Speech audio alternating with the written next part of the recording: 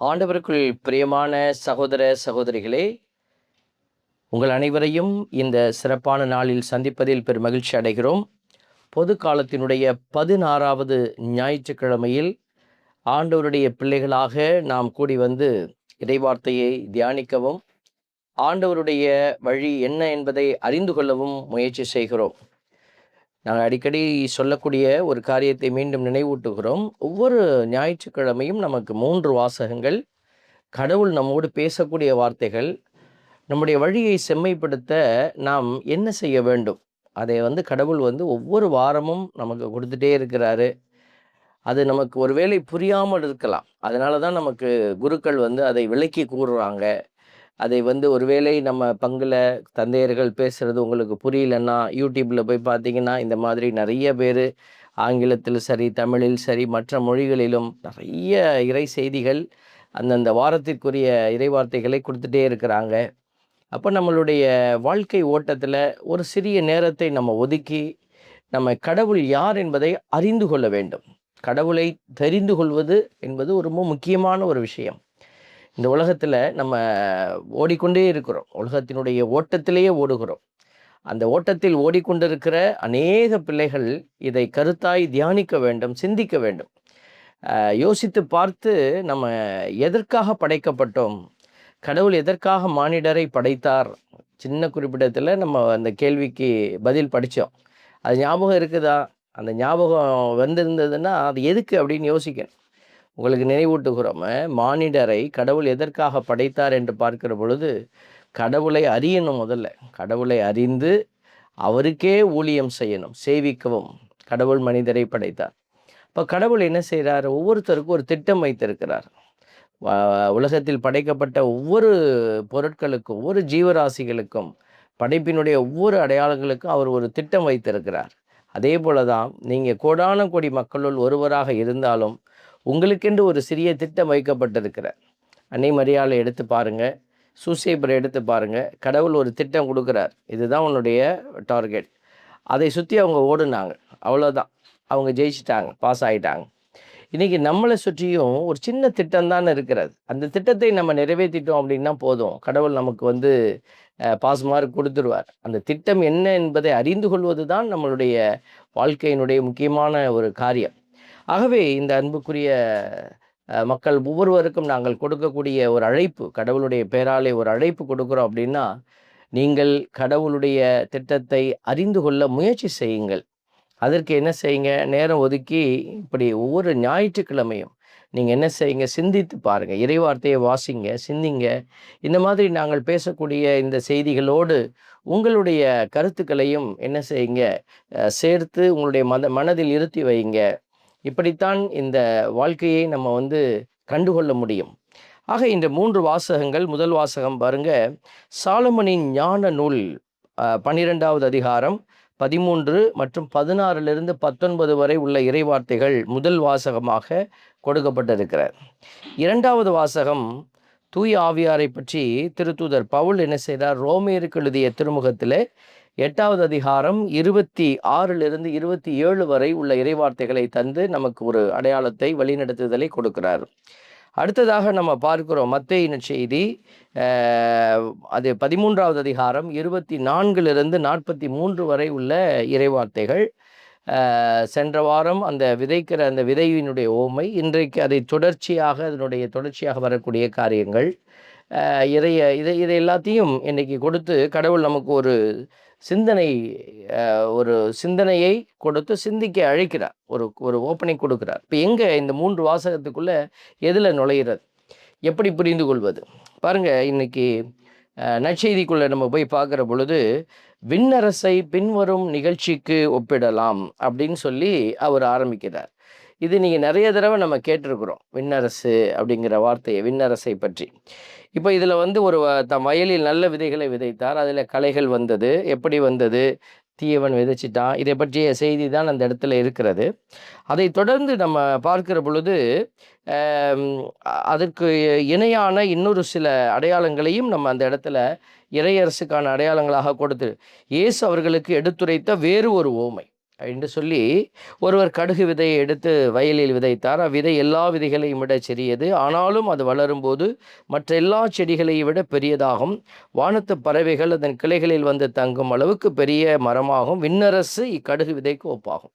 இப்போ இங்கேயும் பார்த்தீங்கன்னா, அடுத்தது ஒரு விண்ணரசை பற்றி ஒரு ஓமையை சொல்கிறார். மீண்டும் பாருங்க, வேறு ஒரு ஓமையை கூறுறார். பெண் ஒருவர் புளிப்பு மாவை எடுத்து 3 மரக்கால் மாவில் பிசைந்து வைத்தார். மாவு முழுவதும் புளிப்பேறியது. விண்ணரசு இப்புளிப்பு மாவுக்கு ஒப்பாகும். இவற்றையெல்லாம் இயேசு மக்கள் கூட்டத்திற்கு ஓமைகள் வாயிலாக உரைத்தார் என்று சொல்லி, அவர் அந்த ஓமையினுடைய ஆழத்துக்குள்ளே நம்மளை கூட்டிகிட்டு போகிறாங்க. இந்த ஓமையை என்னங்கிறத சீடர்களுக்கு அவர் விளக்கி சொல்கிறாரு. இப்போ இதில் எங்கே நம்ம நுழையிறது, எதில் போய் ஆரம்பிக்கிறது இந்த சிந்தனையை அப்படின்னு நம்ம பார்க்குற போது, இந்த விண்ணரசு விண்ணரசு அப்படிங்கிற ஒரு வார்த்தை வந்துகிட்டே இருக்கிறத நீங்கள் பார்ப்பீங்க. அங்கே நம்மளுடைய ஓட்டத்தை, சிந்தனை ஓட்டத்தை நம்ம ஆரம்பிக்கிறோம். பாருங்கள், இந்த விண்ணரசு இன்னொரு இந்த மத்தேயு நற்செய்தியில் இந்த வார்த்தையை நம்ம பார்க்குறோம். விண்ணரசு விண்ணரசு அப்படின்னு இது நமக்கு பல முறை நம்ம கேட்டிருக்கிறோம். இறையரசு அப்படின்னு வார்த்தையும் கேட்பீங்க. இறை ஆட்சி அப்படின்னு நம்ம கேட்குறோம். ஒரு நகைச்சுவையாக கூட ஒரு காரியத்தை சொல்லுவது உண்டு. நாங்களும் அதை பல முறை சொல்லியிருக்கிறோம். ஒரு ஃபாதர் பிரசங்கம் வைக்கும்போது மைக்கை எடுத்து அவர் ஆரம்பிக்கிறார். அவர் இறையரசு என்று சொல்லி ஆரம்பிக்க விரும்புகிறாரு. இறையரசு அப்படின்னு சொல்கிறாரு. அடுத்த வார்த்தை சொல்லுறதுக்காட்டியும் அந்த மைக் ஆஃப் ஆயிடுச்சு. திருப்பி அவர் மைக்கெல்லாம் சரி பண்ணிவிட்டு திருப்பி இறையரசு அப்படின்னு ஆரம்பிக்கிறாரு. திருப்பி மைக் ஆஃப் ஆயிடுச்சு. உடனே அந்த மைக் செட் போட்டுக்கிட்டு இருந்த பையன் அங்கேருந்து மைக்கெல்லாம் நல்லா சரி பண்ணி எல்லாம் டைட்லாம் வச்சுட்டு டக்குன்னு தட்டி பார்த்துட்டு, இறையரசு எங்கிருந்தாலும் மேடைக்கு வரவும் அப்படின்னு சொன்னாலாம். அப்படின்னு இந்த நகைச்சுவை எதற்காக சொல்லுவாங்க அப்படின்னா, எல்லோருக்கும் இந்த இறையரசுனா என்னன்னு புரியலை. இறையரசு என்பது ஏதோ ஒரு ஆள் போல் இருக்குது, நபர் போல் இருக்குது அப்படின்னு நினைப்பாங்க. ஆனால் பாருங்கள், இன்னைக்கு நமக்கும் நிறைய பேர் இந்த இறையரசை பற்றி கேட்டுக்கொண்டே இருக்கிறோம். விண்ணரசுனா என்னன்னு கேட்குறோம். ஆனால் அந்த இறையரசு விண்ணரசுனா என்ன அப்படிங்கிறது நமக்கு புரியாத ஒரு புதிராகவே இருக்கிறது. இது நமக்கு ஒரு அப்ஸ்ட்ராக்டாக தெரியும். இதுதான் இதுதான் இதுதான் அப்படின்னு தெரியும். ஆனால் அதனுடைய உண்மை நிலை என்ன, கொஞ்சம் நம்ம அதுக்குள்ளே போய் நம்ம பார்க்குறோம். இது விண்ணரசை பற்றியே புரிஞ்சு கொள்ள முடியலன்னா, அதுக்கப்புறம் இந்த ஓமைகள்லாம் புரியாது நமக்கு. ஒவ்வொரு ஓமைகளும் கடவுள் கொடுக்குற மிக ஆழமான வழிநடத்துதல்கள். அப்போ இந்த விண்ணரசுங்கிற வார்த்தையை நம்ம பார்க்குறோம். ஆங்கிலத்தில் போய் பார்க்குறோம். இந்த விண்ணரசுக்கு என்ன மொழிபெயர்ப்பு அவங்க கொடுக்குறாங்க அப்படின்னு பார்க்கும்போது 2 வார்த்தை மாறி மாறி நமக்கு வருது தமிழில். விண்ணரசு, இறை ஆட்சி அப்படிங்கிற ஒரு 2 வார்த்தையை நம்ம பார்க்குறோம். விண்ணரசு, இறை ஆட்சி.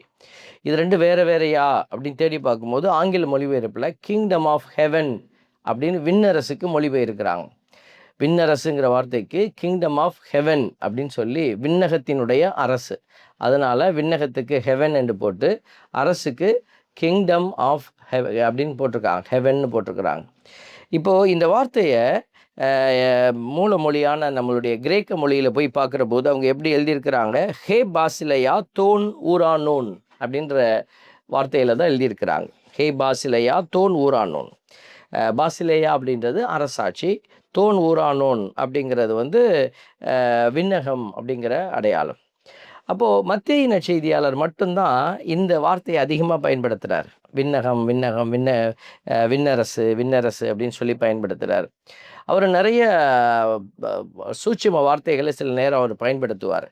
எதற்காக அவர் விண் அரசு என்று போட்டிருக்கிறாரு அப்படின்னு மற்ற நற்செய்தியாளர்கள் லூக்கா, மார்க்கு, யோவான் இவங்கெல்லாம் பார்த்திங்கன்னா இறை ஆட்சி, இறைவனுடைய ஆட்சி அது நமக்கு புரியுது. விண் அரசு, விண்ணகத்தின் அரசு, இது என்னது, இது ஒரு இடமா, இது ஒரு பிளேஸா, அப்படியே நம்ம போனோடனே அங்கே போய் உட்காந்திப்போமா அப்படின்ற மாதிரியெல்லாம் நமக்கு யோசனை வருது. அப்போ ஏன் அவர் இந்த தோன் ஊரானோன் அப்படிங்கிற அந்த விண்ணகத்தினுடைய அடையாளத்தை இதில் நுழைச்சிருக்கிறாரு, அவரும் அப்படியே பயன்படுத்தி இருக்கலாமே அப்படின்னு நம்ம யோசிக்கலாம். இந்த இடத்துல தான் நம்ம ஒரு விஷயத்தை புரிந்து கொள்ளணும். ஏற்கனவே நான் உங்களுக்கு சொல்லியிருக்கிறேன், அந்த தெய்வத்தினுடைய பெயரை யூதர்கள் சொல்லவே மாட்டாங்க. மத்தேயு யூதர்களுக்கு தான் இந்த நற்செய்தியை எழுதுகிறார். அப்போ அவர்களுக்கு எதெல்லாம் பிடிக்காதோ அல்லது காயப்படுத்துமோ, அது அவர்களுடைய வழக்கு முறையில் இல்லையோ, அதை இவர் என்ன செய்கிறாரு, விட்டு தான் அதெல்லாம் அவாய்ட் பண்ணிட்டு தான் அவர்களுக்கு இந்த நற்செய்தியை எழுதி கொடுக்குறாரு. அப்போ அவங்க வாசிக்கும் போது அவங்களுக்கு அது நெருடலாக இருக்கக்கூடாது. அதில் இந்த கடவுளுடைய பெயரை அவர்கள் ஒரு நாளும் உச்சரிப்பதில்லை. அவர் கடவுளுடைய பெயர் எங்கெல்லாம் வருதோ அங்கெல்லாம் அவங்க என்ன செய்வாங்கன்னா, அந்த பெயரை மறைத்து அவங்க வேறு ஒரு பெயரால் அதை வந்து அடையாளப்படுத்துவாங்க. இப்போ வந்து யாவே இதுதான் கடவுளுடைய பெயராக இருந்தது. இப்போ நம்ம ஈஸியாக சொல்லிடுறோம். ஆனால் யூதர்கள் ஒரு நாளும் இந்த பெயரை இப்படி வாயை திறந்து சொல்லவே மாட்டாங்க. கடவுளுடைய பெயரை தங்களுடைய வாயால் சொல்லவே மாட்டார்கள். அதற்கு பதிலாக அதோனாய், எல் ஷடாய் இப்படி ஏதாவது வேறு ஒரு பெயரால் தான் அவருடைய செயல்பாடு, அவர் எப்படி செயல்பட்டாரோ அதை வைத்து தான் இந்த கடவுளை அவங்க என்ன செய்வாங்க, அடையாளப்படுத்தி கொள்வாங்க. ஸோ அப்போ அந்த பெயர் வருகிற பொழுது சில நேரத்தில் அவர்கள் இப்படி தலை தாழ்ந்து எழுந்துடுவாங்க வழியே அந்த வார்த்தையை பயன்படுத்த மாட்டாங்க. ஆனால் நாம் இன்றைக்கி தமிழ், இங்கிலீஷ் மற்ற மொழிகள் எல்லாமே பார்த்திங்கன்னா நம்ம எந்த விதமான இடையூறும் இல்லாமல் எல்லா வார்த்தையும் நம்ம பயன்படுத்துகிறோம், கடவுளுக்கு உரிய வார்த்தைகளை. இப்படிப்பட்ட மனநிலையில் இருக்கிறவர்களுக்குத்தான் மத்தேயு என்ன செய்கிறார், எழுதுகிறாரு. அப்போது இறை ஆட்சி அப்படின்ற வார்த்தையில் கடவுளுடைய பெயரை உச்சரிக்க வேண்டிய ஒரு கட்டாயம் இருக்கிறது. இறையாட்சி அப்படின்னு பார்த்தீங்கன்னா kingdom of God, kingdom of God. அந்த காடுங்கிற வார்த்தையில் அவங்க என்ன செய்யணும், அந்த தெய்வத்தினுடைய பெயரை வந்து அவங்க உச்சரிக்க வேண்டி இருக்கிறது. அவர் எப்படி மற்ற செய்தியாளர்கள் எப்படி எழுதுகிறாங்க, ஹே பாசிலையா தூ தேயோ அப்படின்னு சொல்லி எழுதுகிறாங்க. அப்போது அந்த தெய்வத்தினுடைய பெயரை உச்சரிக்க விரும்பாத மக்களிடக்கு மத்தேயு இந்த செய்தியை கொடுக்கறதுனால கிங்டம் ஆஃப் ஹெவன் அப்படின்ற வார்த்தையை, விண் அரசு அப்படிங்கிற வார்த்தையை அவர் பயன்படுத்தி கொடுத்துருக்கிறார். இப்போ விண்ணகத்தில் இருக்கிறவர் கடவுள் தான், அதை தான் வந்து வி அண்டர்ஸ்டாண்ட். அப்போது இப்படிப்பட்ட நிலையில தான் இந்த ரெண்டுமே கிங்டம் ஆஃப் காட் அப்படிங்கிற இறையாட்சிங்கிற வார்த்தையும் கிங்டம் ஆஃப் ஹெவன் அப்படிங்கிற விண்ணரசுங்கிற வார்த்தையும் ரெண்டுமே ஒரே வார்த்தை தான் நற்செய்தியாளர்களால் பயன்படுத்தப்பட்டிருக்கிற இந்த வார்த்தைகள். இந்த புரிதலுக்கு பின்னாடி நம்ம என்ன செய்கிறோம், அடுத்தப்பட கட்டத்துக்கு நம்ம போகிறோம். இது எபிரேய பின்னணியில் நம்ம பார்க்கிற பொழுது அவர்களுடைய அரசாட்சி வந்து அந்த மல்கூத் அப்படிங்கிற ஒரு வார்த்தையில் தான் அது வந்து இருக்கிறது. மல்கூத்னா ஒரு அரசன், அந்த ஒரு நாட்டை காட்டிலும் ஒரு அரசனின் ஆளும் அதிகாரத்தை அது குறிக்கக்கூடியதாக இருக்கிறது. இந்த வார்த்தைகள் ஒரு அரசனை காட்டிலும் அவருடைய ஆளும் அதிகாரம், இந்த அதிகாரத்தை தான் இந்த வார்த்தைகள் தாங்கி இருக்கிறது என்பதை நம்ம இதில் புரிந்து கொள்ளுவேன். இது வந்து இடம் சார்ந்த அல்ல, இது வந்து ஒரு நபர் சார்ந்த, ஒரு விழுமியங்கள் சார்ந்த ஒரு வார்த்தையினுடைய ஆழத்தை இது குறிக்கக்கூடியதாக இருக்கிறது. இந்த வார்த்தையினுடைய ஆழத்தில் தான் அவர்கள் இந்த மாதிரியான விண்ணரசு, இறையாட்சி அப்படிங்கிற அடையாளத்தை எல்லாம் அவங்க வந்து வைக்கிறாங்க. அப்போ இது ஏதோ ஒரு தனி மனிதனுக்குரியது என்று நம்ம எடுத்துக்கொள்ள முடியாது. அந்த தனி நபருக்குரிய அரசை யூதர்கள் விரும்பினார்கள். மல்கூத்துங்கிற அந்த வார்த்தையில் தனி மனிதனுடைய அரசை ஆளுகிற அந்த அதிகாரம் அப்படித்தான் அவர்கள் பார்த்தார்கள். ஆனால் இந்த விண்ணரசு, இறையாட்சி என்பது ஒரு காமன் கிரவுண்டில், பொதுவான ஒரு தளத்திலிருந்து அது பார்க்கப்படணும், விசாலமாக கொடுக்கப்பட்டிருக்கிறது.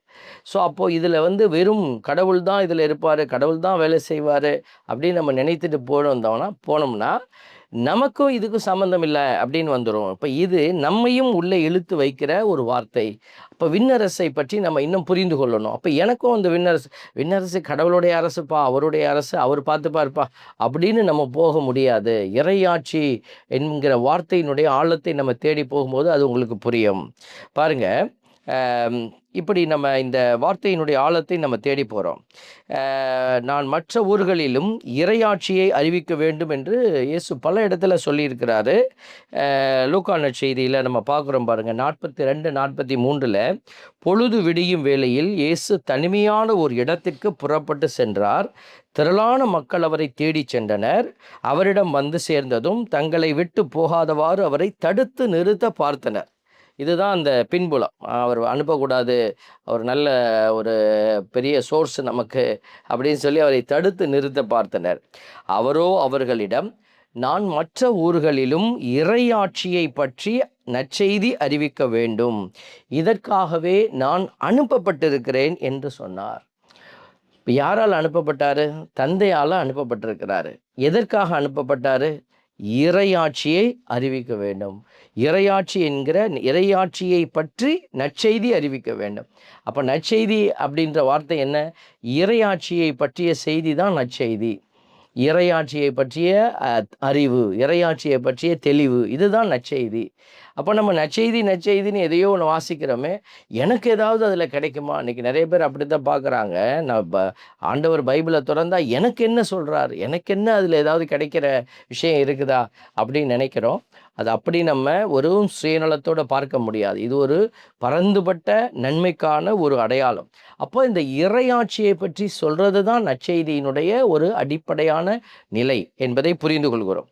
அடுத்ததாக நிறைய இடத்துல இதை நீங்கள் பார்க்கலாம். நீங்களே பைபிளை திறந்து தேடி பார்த்தீங்கன்னா உங்களுக்கு நிறைய எவிடன்சஸ், சான்றுகள் இதற்காக, இறையாட்சிக்காக இருக்கிறது. பல்வேறு சூழல்களில் அது பயன்படுத்தப்பட்டது. மத்தேயு நற்செய்தி 21 39 40 அந்த இறைவசனங்களை வாசிக்கிறோம். அதில் இறையாட்சி அகற்றப்படும் அப்படின்னு ஒரு வார்த்தை வருது. இறையாட்சியை பற்றி ஒரு அழுத்தமான ஒரு கஷ்டமான செய்தியை சொல்கிறாங்க. பின்பு அவர்கள் அவரை பிடித்து திராட்சை தோட்டத்திற்கு வெளியே தள்ளி கொன்று போட்டார்கள். எனவே திராட்சை தோட்ட உரிமையாளர் வரும்பொழுது, இது திராட்சை தோட்டத்தினுடைய அந்த ஓமையினுடைய கடைசி வரிகளை மட்டும் நான் வாசிக்கிறேன். அந்த திராட்சை தோட்ட உரிமையாளர் வரும்பொழுது அத்தொழிலாளர்களை என்ன செய்வார் என இயேசு கேட்டார். இயேசு ஓமையை சொல்லிவிட்டு அவங்கக்கிட்டே கேட்குறாரு. அப்போ இப்படி வரவங்களெல்லாம் அடித்து கொண்டாச்சு, எல்லாம் விரட்டியாச்சு. கடைசியில் மகனை அனுப்புனா, மகனையும் கொண்டுட்டாங்க. இப்போ இந்த தோட்ட தொழிலாளர்களுக்கு அந்த உரிமையாளர் என்ன செய்வார் என்று சொல்ல பொழுது 43வது இறைவசனம் சொல்லுது பாருங்கள். எனவே உங்களிடமிருந்து இறையாட்சி அகற்றப்படும். அவங்க பதில் சொல்லிடுவாங்க. அது அந்த பகுதி நான் இங்கே வாசிக்கலை. அவங்க தோட்டத்தினுடைய பொறுப்பை எடுத்து பிடுங்கி, அவங்கக்கிட்டேருந்து பிடுங்கி வேறு ஒருத்தட்ட அதை இப்போ கவனிக்கிறவங்கக்கிட்ட கொடுப்பாங்க அப்படின்னு சொல்லுவாங்க. அதற்கு ஒட்டி அவர் என்ன சொல்கிறார் பாருங்கள், நீங்களும் அப்படி செய்யணும். அப்படி செய்யலை, நீங்கள் ஒழுங்காக மனம் மாறலை அப்படின்னா இறையாட்சி உங்களிடமிருந்து அகற்றப்படும். அவ்வாட்சிக்கு ஏற்ற முறையில் செயல்படும் ஒரு மக்கள் இனத்தார் அதற்கு உட்படுவர் என நான் உங்களுக்கு சொல்லுகிறேன். அப்போ இறையாட்சி எங்களுடையது. நாங்கள் இறைவனால் தெரிந்து கொள்ளப்பட்ட மக்கள். நான் கடவுளுடைய பிள்ளையாகவே இருக்கிறேன் அப்படின்னு சொல்லி கொண்டு இருக்கக்கூடிய பிள்ளைகளாக நீங்களும் நானும் இருந்தோம் அப்படின்னா கடவுளுடைய இறையாட்சிக்கு உகந்த பிள்ளைகளாக நம்ம வாழணும், செயல்படணும். இல்லைன்னா அது அகற்றப்படும். அது பிடுங்கி கடவுள் வேறு ஒருத்தர்கிட்ட கொடுப்பாரு அப்படிங்கிறத இந்த இடத்துல மிக தெளிவாக நமக்கு சொல்லிட்டாரு.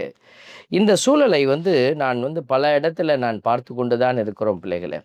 கத்தோலிக்கர்களாக அல்லது கிறிஸ்தவர் என்கிற அடையாளத்திற்குள்ளே வாழக்கூடிய அநேக மக்கள் நாம் இந்த அழைப்பை உணராமல் வாழுகிற பொழுது கடவுள் என்ன செய்கிறாரு, நம்ம இடத்துல எவ்வளவோ பேசி பார்ப்பார். அந்த பேசி பார்த்துட்டு அது செயல்படுத்த நமக்கு விருப்பம் இல்லாத போது, அல்லது நம்ம அதுக்கு எதிராக செயலாற்றுகிற பொழுது ஆண்டவர் என்ன செய்கிறார், நம்மிடம் கொடுக்கப்பட்ட அந்த பொறுப்புகளை எல்லாம் பிடுங்கி வேறு ஒருத்தட்ட கொடுக்கிறார்.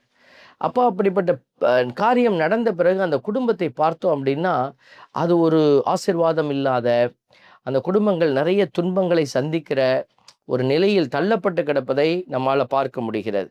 அதனால தான் நீங்கள் புரிந்து கொள்ள வேண்டிய ஒரு முக்கியமான விஷயம் இந்த விஷயம். கடவுளுக்கு என்னைய பிடிக்கணும், கடவுள் என்னை அங்கீகரிக்கணும், கடவுள் என்னுடைய காரியத்தில் அக்கறையாக இருக்கணும் அப்படின்னு நீங்கள் நினைத்தால் நீங்கள் கடவுளுடைய காரியத்தில் அக்கறையாக இருக்க முயற்சி செய்யுங்கள்.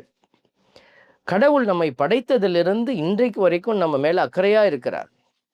அதனால தான் அவர் முதல்ல ஆரம்பிக்கட்டும், அவர் எப்போவோ ஆரம்பித்து அப்படியே தான் இருக்கிறார். இப்போ நாம் தான் என்ன செய்யணும், கடவுளுடைய காரியத்தில் அக்கறையாக இருக்க முயற்சிக்க வேண்டும்.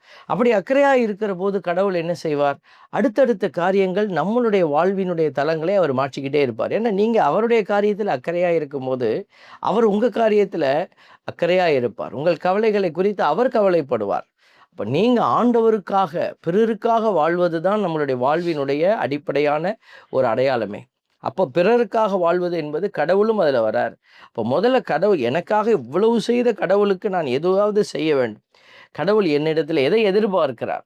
சீடன் என்பவன், பக்தன் என்பவன், 2 பேருக்கும் உள்ள ஒரே வித்தியாசம் என்னென்னா 2 பேருமே கொடுப்பாங்க. 2 பேருமே கொடுப்பாங்க. பக்தர்களுக்கும் பரவசம் இருக்குது, பக்தி இருக்குது, எல்லாம் இருக்குது. ஆனால் பக்தன் என்பவன் தான் விரும்புவதை கொடுப்பான். சீடன் என்பவன் குருவுக்கு என்ன வேணும்னு தெரிஞ்சு கொடுப்பான். அப்போ நாம் எது சரிங்கிறத நீங்கள் புரிந்து கொள்ளுங்கள்.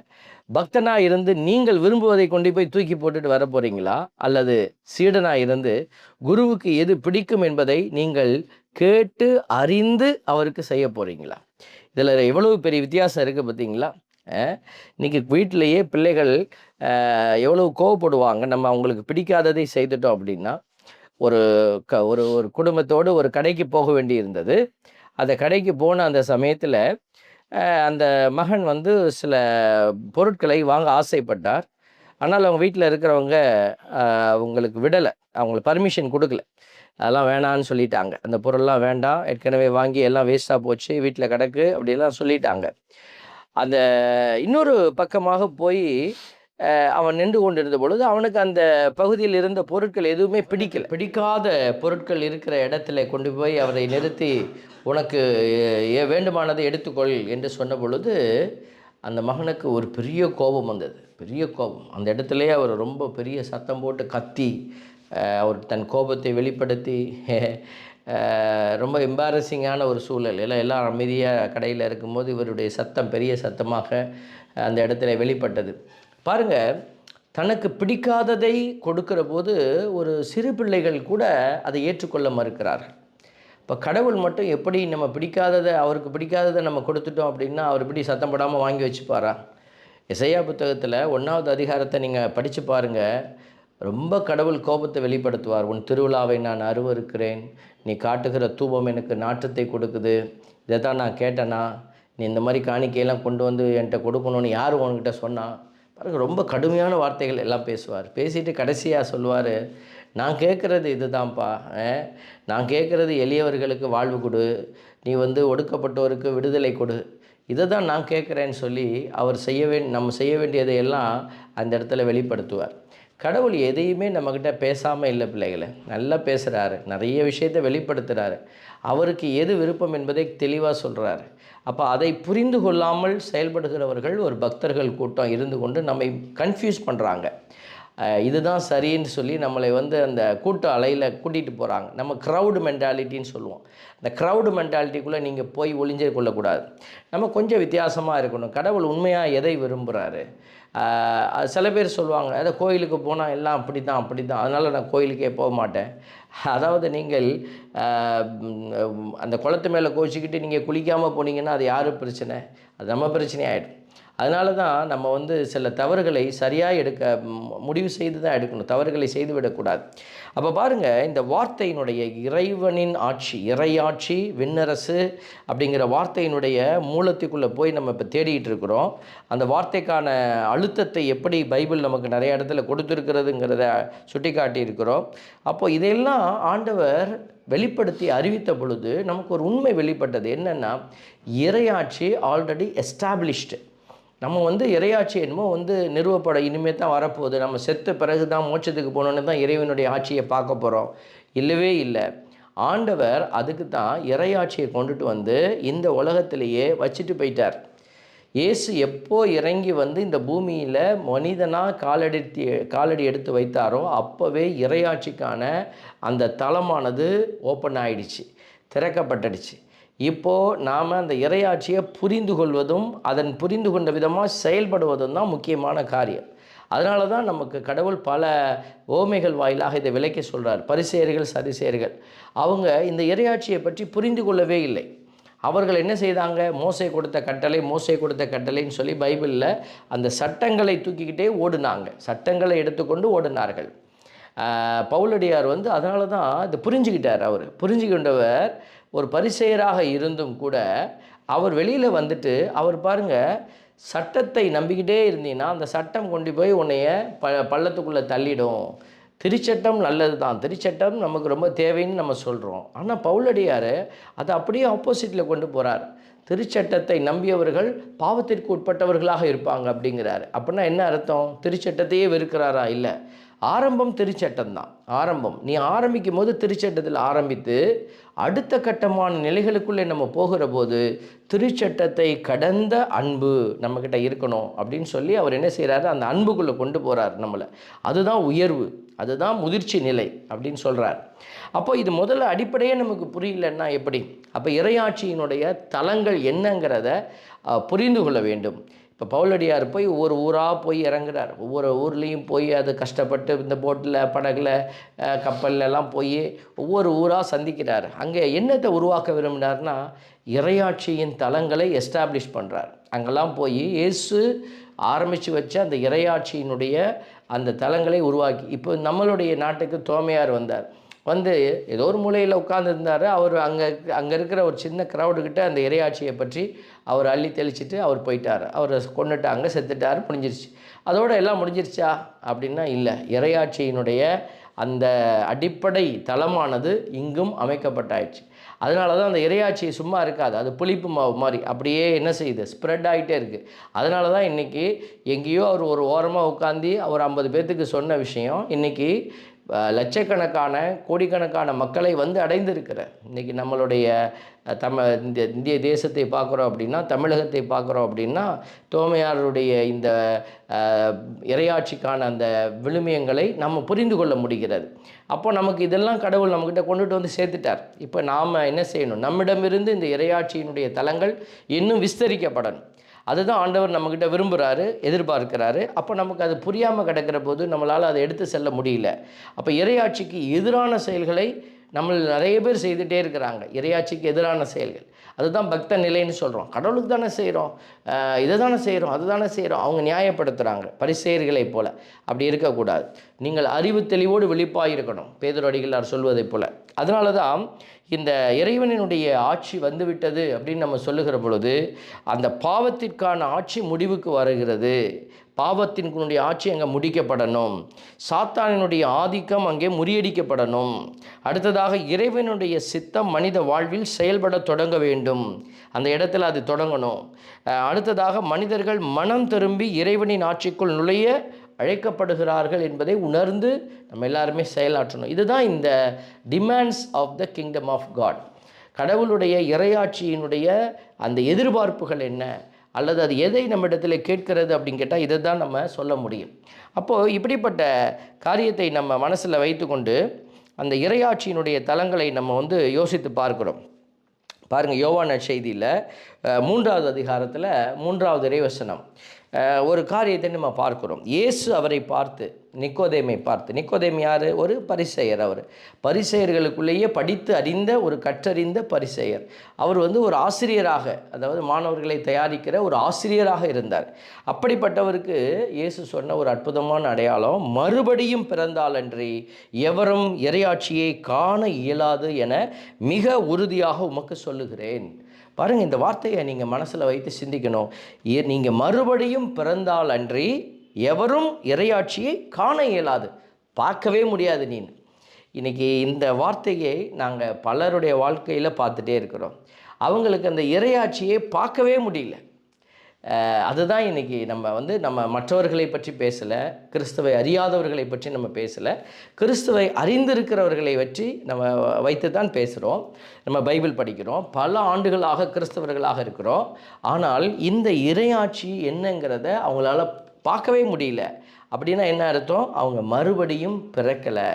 அவர் மறுபடி பிறப்பது என்பது என்ன என்பதை நீங்கள் போய் அந்த டெக்ஸ்ட்டில் வாசித்து பாருங்கள். நிறைய நேரம் நாங்கள் செய்தி கொடுத்துருக்குறோம். இயேசுசாமி அழகாக சொல்வார், நீ நீராலும் தூய ஆவியாலும் பிறந்தால் என்றே. மறுபடி பிறக்கிறது அப்படிங்கிறது இதுதான். உடலால் பிறந்துட்டோம், அது இச்சைக்குரிய ஒரு பிறப்பு. தவறாய் நம்ம அதை வகைப்படுத்தலை. அது இச்சை என்று சொன்னால் அது உடலாலும் இரத்தத்தினாலும் ஆன ஒரு பிறப்பு. அது உலகு சார்ந்த காரியத்துக்குள்ளே நம்ம இழுத்துட்டு போவோம். அப்போது இதிலிருந்து நம்ம என்ன செய்யணும்? எதிர்த்து ஓடணும்னா அடுத்த கட்டமான பிறப்பு வரணும். அதாவது திருமுழுக்கினுடைய பிறப்பு, 2வது நீராலான பிறப்பு. அந்த நீராலான பிறப்பை நம்ம பெற்றுக்கொண்ட பிறகு அடுத்த கட்டமான பிறப்பு ஆவியில் பிறப்பு.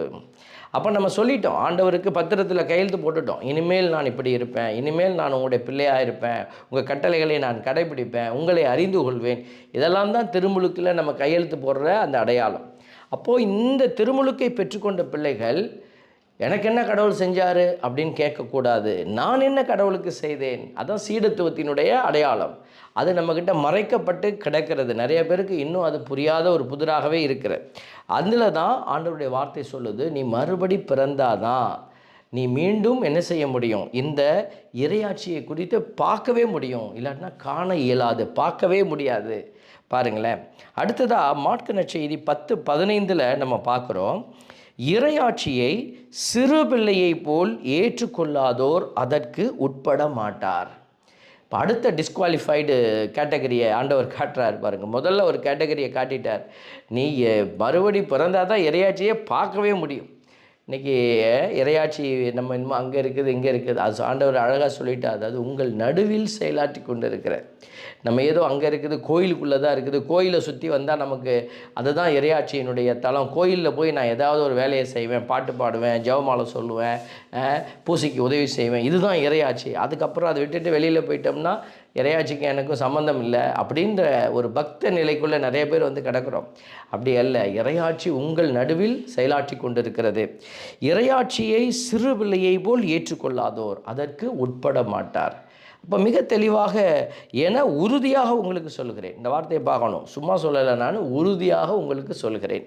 அப்போது இயேசு ஏன் இந்த மாற்கு நற்செய்தி 10:15 இதை சொல்கிறார் பாருங்கள், சிறு பிள்ளையை போல் ஏற்றுக்கொள்ளாதோர். சிறு பிள்ளைகள் நமக்கு தெரியும், வீட்டில் அவங்களுக்கு பெரிய அறிவு இருக்காது, பெரிய புரிதல் இருக்காது. அப்பா அம்மா செய்யாதன்னுவாங்க, செய்ய மாட்டாங்க. அப்பா அம்மா போய் இதை செய்யுன்னா செஞ்சுட்டு வருவாங்க. அப்போது நமக்காக அப்பா அம்மா யோசிக்கிறாங்க, அவங்க வழி நடத்துனாங்கன்னா இது சரியாக தான் இருக்கும் அப்படின்னு நம்பக்கூடிய அந்த மனநிலை. அதனால தான் இந்த சிறு பிள்ளையை போல் ஏற்றுக்கொள்ளுது. அப்போ கடவுள் நம்மளை வழி நடத்துகிறார் அப்படிங்கிறத நம்ம எப்படி புரிந்து கொள்வது? இன்றைக்கி பலருக்கு ஒரு குழப்பம், எதை செய்வது எதை செய்யக்கூடாது. பாருங்கள், அதுக்கு தான் திருச்சபை என்கிற ஒரு உடலாகிய அந்த அமைப்பை வந்து கடவுள் கொடுத்திருக்கிறார். அது கிறிஸ்துவின் திரு உடல், அதுதான் திருச்சபை. அப்போ திருச்சபை நமக்கு ஒரு வழிகாட்டுதலை கொடுக்குறார். திருச்சபைக்குள்ளே எல்லாம் சரியாக இருக்குதா, திருச்சபை எல்லாம் கரெக்டாக இருக்குதா அப்படிலாம் நீங்கள் பார்த்தீங்கன்னா கடவுளுடைய திட்டத்தை நீங்கள் புரிந்து கொள்ளவே முடியாது. அப்போ திருச்சபை சொல்லுகிறபடி நம்ம செயல்படுகிற போது, நம் திருச்சபை நம்மை வழி நடத்துகிறபடி நம்மளும் செயல்படுகிற போது தான் நாம் இந்த சிறுபிள்ளைக்குரிய மனநிலையோடு இருக்கிறோம். திருச்சபை நமக்கு ஒரு அடையாளத்தை கொடுக்குது. அதாவது நம்ம எல்லாத்தையும் நம்ம வந்து இதுக்குள்ளே வைத்து பேசலை. அதில் திருச்சபை அப்படின்னா அதில் இருக்கக்கூடிய சில குறைபாடுகள் எல்லாம் நீங்கள் ஆர்கியூமெண்ட் பண்ணலாம், நீங்கள் வந்து உங்கள் கருத்து சொல்லலாம், எல்லாம் சொல்லலாம். ஆனால் இந்த நம்பிக்கைக்குரிய அடையாளங்களாக திருச்சபை கொடுத்துருக்கிற காரியங்கள், உதாரணத்திற்கு நற்கருணைன்னு வச்சுக்கொள்ளுங்களேன். நற்கருணையை வந்து நம்ம பயன்படுத்தி கொண்டு இருக்கிறோம். ஏன் நற்கருணையை வந்து இப்படி பயன்படுத்தி, ஏன் நற்கருணைக்கு பதிலாக வேறு ஏதாவது செய்யக்கூடாதா, ஏன் பூசி எப்படி வைக்காமல் அப்படி வைக்கக்கூடாதா என்று சொல்லி நீங்கள் மாற்று கருத்துக்களை அங்கே கொடுக்க முடியாது. அந்த இடத்துல திருப்பலி குறித்து ஒரு திருச்சபை கற்பிக்கிற அந்த சத்தியத்தை நீங்கள் நம்பிக்கையோடு ஏற்றுக்கொள்கிற போது அதிலிருந்து கடவுள் உங்களை சந்திப்பதை நீங்கள் பார்க்க முடியும். இறையாட்சியினுடைய தலங்களை நீங்கள் அதிலிருந்து அறிந்து கொள்ள முடியும். சிறு பிள்ளைகளுக்குரிய மனநிலையை கடவுள் உங்களுக்கு இந்த இடத்துல தான் எதிர்பார்க்கிறார், இந்த இடத்துல செயல்படுத்த அழைக்கிறார். அதே போல் நம்ம பார்க்குறோம், சாலமனின் ஞான நூலில் இந்த இறையாட்சி அல்லது விண்ணரசு அப்படிங்கிற ஒரு வார்த்தையினுடைய ஒரு பயன்பாட்டை வந்து இறை அரசு அப்படின்னு, இறை அரசுன்னு வேறு எங்கேயுமே வரலை இந்த வார்த்தை.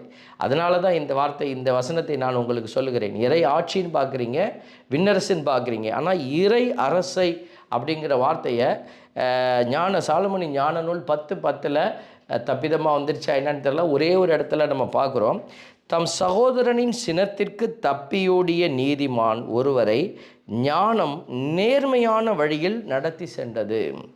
பாருங்கள், தம் சகோதரனின் சினத்திற்கு தப்பியோடிய நீதிமான் ஒருவரை, யாருன்னு உங்களுக்கு தெரியும், யாக்கோபு ஏசாவு வந்து இந்த கஞ்சிக்காக தன்னுடைய ஆசீர்வாதத்தை இழந்தவன், யாக்கோபு அதை ஏமாற்றியவர்.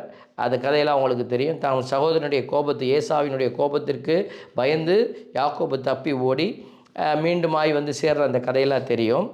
அந்த கதையில் தான் சொல்கிறாங்க, தம் சகோதரனின் சினத்திற்கு தப்பியோடிய நீதிமான் ஒருவரை ஞானம் நேர்மையான வழியில் நடத்தி சென்றது. அவர் ஒரு நீதிமானாக இருந்தார், அவரை ஞானம் நடத்தி சென்றது, இறை அரசை அவருக்கு காட்டியது. அப்போது ஞானத்தோடு செயல்படுகிற பிள்ளைகள் தான் அந்த இறையரசை பார்க்க முடியும்.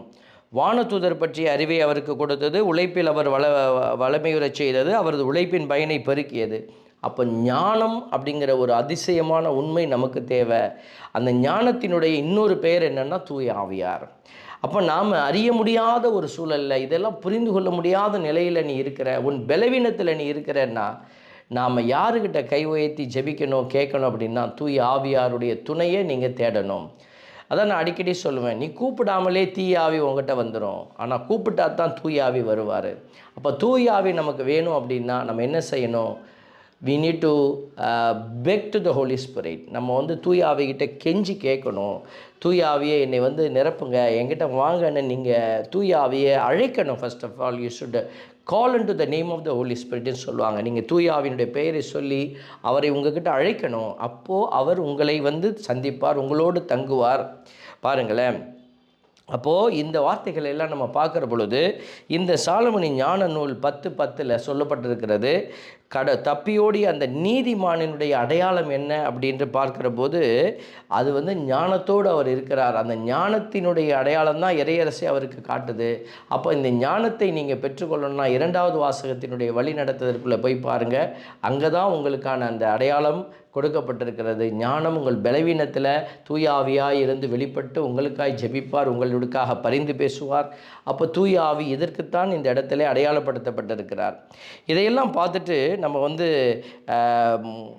நம்மளுடைய முதல் வாசகத்துக்குள்ளே போய் பார்க்கிற போது, அங்கே ஒரு சில அடையாளங்களை இந்த சாலமோனி ஞான நூல் 10:10 இணைத்து நம்ம பார்க்க முடிகிறது. பாருங்கள், கடவுளுடைய வலிமை என்பது எப்படி இருக்கிறது அப்படிங்கிறத முதல் வாசகம் வெளிப்படுது. மனிதர்கள் உமது வலிமையின் நிறைவை ஐயுறும்போது நீர் உம்முடைய ஆற்றலை காட்டுகிறீர். மனிதர்கள் உம்முடைய வலிமையின் நிறைவை ஐயுறும்போது. சில பேர், என் கடவுளை உனக்கு ஏதாவது சக்தி இருக்கா அப்படின்லாம் சில பேர் பேசுவாங்க. ஒரு சகோதரி சொன்னாங்க, எனக்கு ஏதாவது தேவைன்னா நான் கடவுளை போய் சண்டை போடுவேன், நான் திட்டுவேன், அப்படின்னும் போது எனக்கு நடந்துடும் அப்படின்னு சொல்லி. அப்போ நான் சொன்னேன், இது எல்லா நேரமும் நடக்காது. ஏதோ ஒரு நேரம் ஆண்டவர் செய்து காட்டியிருப்பார், ஆனால் எல்லா நேரமும் அப்படி இருக்காது. கடவுள் உங்களுக்கு பதில் கொடுக்குறாருங்கிறத நீங்கள் புரிந்து கொள்ளுங்க அப்படின்னு சொன்னேன் நான். இது பலர் வந்து இப்படி ஒரு காரியத்தை பிடிச்சி வச்சுக்கிறாங்க. கடவுள்கிட்ட போய் சண்டை போட்டால் திட்டினோம்னா கடவுள் ரோசப்பட்டு கொடுத்துட்றாரு. பாருங்கள், வலிமையின் நிறைவை நீங்கள் ஐயுறும் பொழுது, சந்தேகப்படும் போது கடவுள் அதை கொடுத்து உங்களுக்கு காட்டுறார். நான் வந்து எல்லா வல்லவராக இருக்கிறேன். அதை அறிந்திருந்தும், அடுத்த வார்த்தை தான் நமக்கு செக் வைக்கிறார், அதை அறிந்திருந்தும் செருக்குற்றிருப்போரை அடக்குகிறீர். பாருங்கள், கடவுள் இப்படிலாம் செய்வார், ஆனால் திட்டனா கொடுத்துருவார் அப்படின்னு சொல்லி நீ போய் அதை அறிந்திருக்கிற விதமாக நீ போய் கடவுளை போய் தவறாய் பயன்படுத்த நினச்சின்னா செருக்குற்று இருப்போரை அடக்குகிறீர். அடக்கிறார் ஆண்டவர். வேதனையான ஒரு விஷயமாக மாறிடும். அடுத்ததாக நம்ம பார்க்குறோம், நீர் ஆற்றல் மிக்கவராக இருப்பதால், கடவுள் ஆற்றல் மிக்கவராக இருக்கிறதுனால கனிவோடு தீர்ப்பு வழங்குகிறீர், மிகுந்த பொறுமையோடு எங்களை ஆளுகிறீர். அப்போ கடவுளுடைய குவாலிட்டியை பாருங்களேன். கடவுள் வந்து தன்னுடைய அதிகாரத்தை பயன்படுத்தி, அடக்குமுறையை பயன்படுத்தி உலக தலைவர்களைப் போல செயல்படுவதில்லை. அவருடைய வலிமையும் அவருடைய பெருமையும் அவருடைய எல்லாம் செய்ய முடியும் என்கிற அந்த இயல்பும் அவருக்கு எப்படி வெளிப்படுகிறது? நமக்காக இரக்கத்தோடு வெளிப்படுது, பேரன்பாக வெளிப்படுகிறது. இப்படித்தான் அவருடைய இயல்பை கடவுள் வெளிப்படுத்துகிறார். அப்போ நம்மகிட்டையும் கடவுள் நிறையா கொடுத்துருக்கிறாருன்னா நம்மளை எதை வெளிப்படுத்தணும்? இரக்கத்தையும். பாருங்கள், ஆற்றல் மிக்கவராக இருப்பதால் கனிவோடு தீர்ப்பு வழங்குகிறீர் அப்படின்னு, மிகுந்த பொறுமையோடு ஆளுகிறீர். அப்போ நம்மகிட்டையும் கனிவு, பொறுமை, இதை தான் தூய ஆவியின் கனிகள் என்று சொல்லுகிறோம். இதையெல்லாம் எடுத்து கொடுக்குறவங்க யாராக இருக்கிறாங்க? கடவுளுடைய அடையாளமாக இருப்பாங்க. அவங்க ஆண்டவருடைய அந்த குவாலிட்டியை தங்களுக்குள்ளே வைத்திருக்கிறாங்க. வெறுப்பு, கோபம், சந்தேகம், சலசலப்பு, இதெல்லாம் பிசாசினுடைய அடையாளங்கள். இது இறையாட்சிக்கு எதிரான அடையாளங்கள். அப்போ ஆண்டவருடைய வார்த்தையை நம்ம பார்க்குறோம்.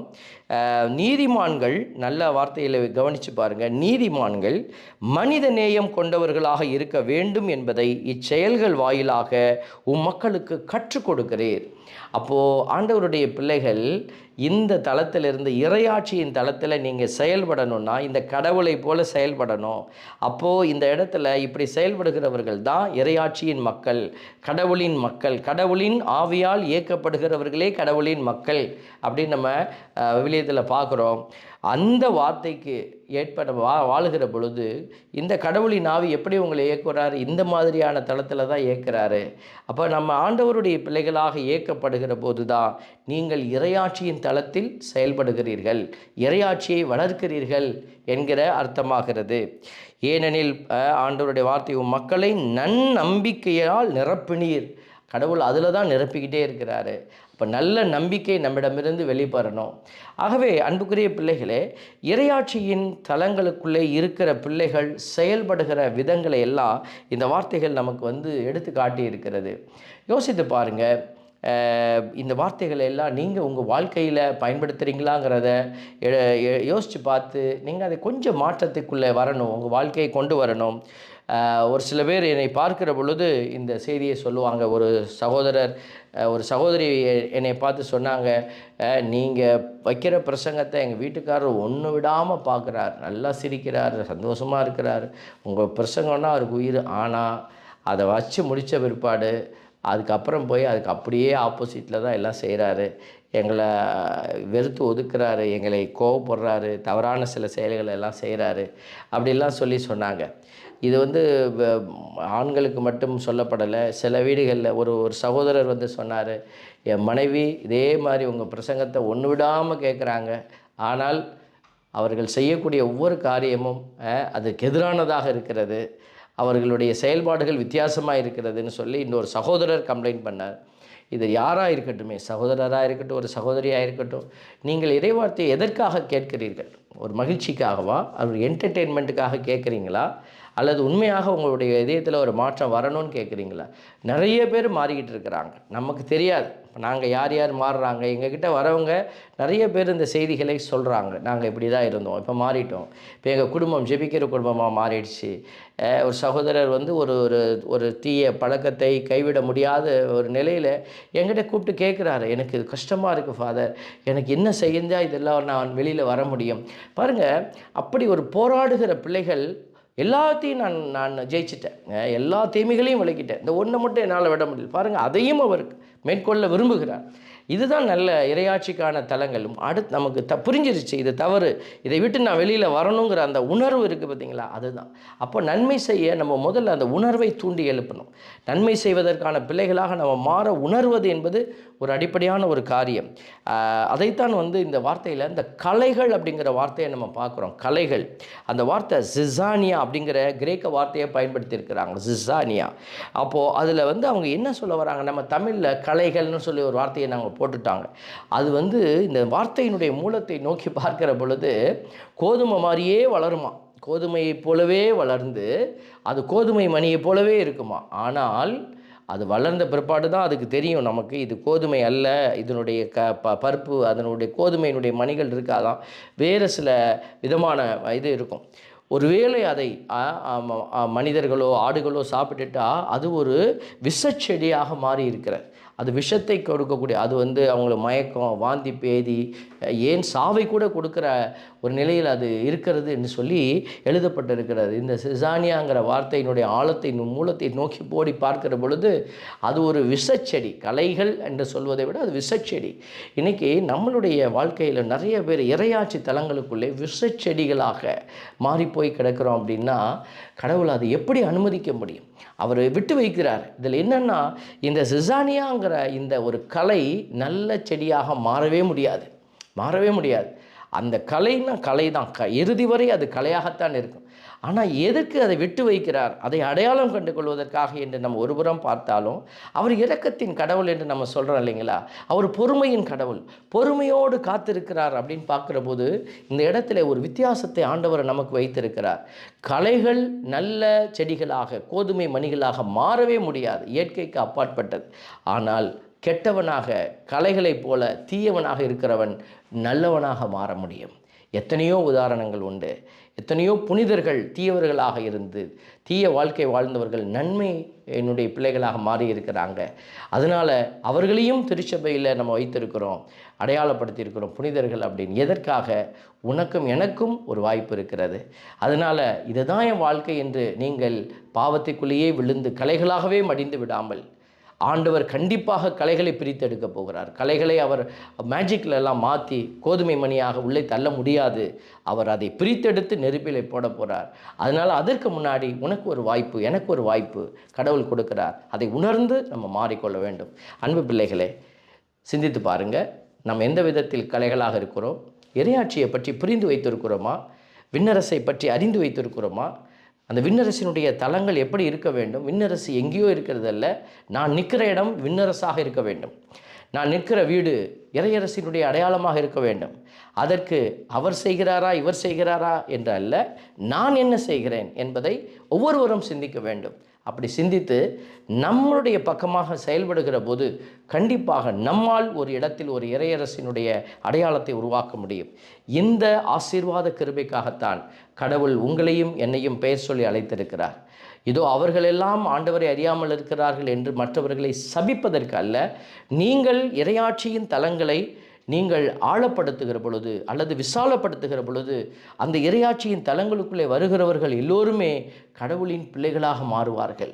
இன்றைக்கி புனிதர்கள் ஒவ்வொரு இடத்துலையும் போய் அவங்க என்ன செய்கிறாங்க, இறையாட்சியை பற்றி அவங்க வெறும் அறிவிக்கிறது மட்டும் இல்லை, வாழ்ந்து காட்டினார்கள். அங்கே அற்புதங்கள் நடந்தது, அதிசயங்கள் நடந்தது. அந்த இடத்திலே அநேகர் அந்த கடுகு விதை போல இருந்த அந்த காரியம் பெரிய மரமாக வளர்ந்த பொழுது அங்கே அநேக பறவைகள் குடிகொண்டன என்கிற இறைவார்த்தை கேட்ப அநேகர் இந்த இறையாட்சிக்குள் குடிகொண்டிருக்கிறார்கள். இன்றைக்கு நம்முடைய இறையாட்சி, இறையரசு என்பது முடங்கி போய் கிடக்கிறது என்றால் அதற்கு காரணம் நம்முடைய பெரிய மனது.